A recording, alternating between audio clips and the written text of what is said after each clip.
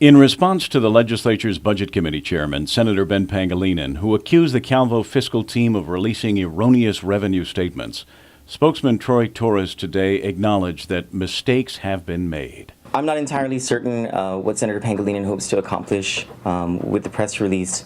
If what he wants to know, if what he hopes to accomplish is for us to admit that the report was wrong, yes, we did admit that on Monday in our press conference here, where we said that the draft reports that came out were not accurate and that those numbers had not been validated and verified, and we don't have a problem admitting to the errors. And while they are errors, they did not change the bottom line. The expenditures did not change, and how the errors occurred, they weren't accounting errors, they were errors in the classification of the accounts. But Torres countered the criticism by saying the fiscal team has been laboring for the past 4 months to get their heads around what he described as a fiscal mess. The fiscal team is still getting its bearings on the finances of the government of Guam. That's how messed up they were when we came to office. But the task ahead, said Torres, is to stop blaming and start solving the fiscal crisis GovGuam is in.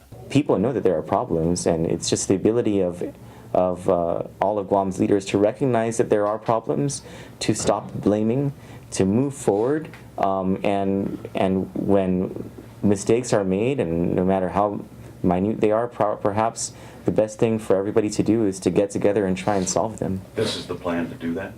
This is the plan to do that, yes. The plan is a supplemental budget, which today grew from a $30 million request on Monday to a $36.5 million request today.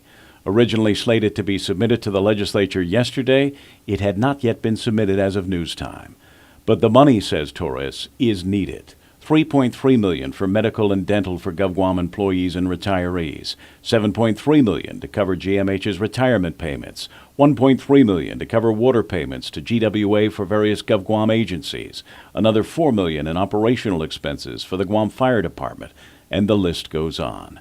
If the administration doesn't get the supplemental appropriation approved, as it stands, we're $22 million short on appropriations.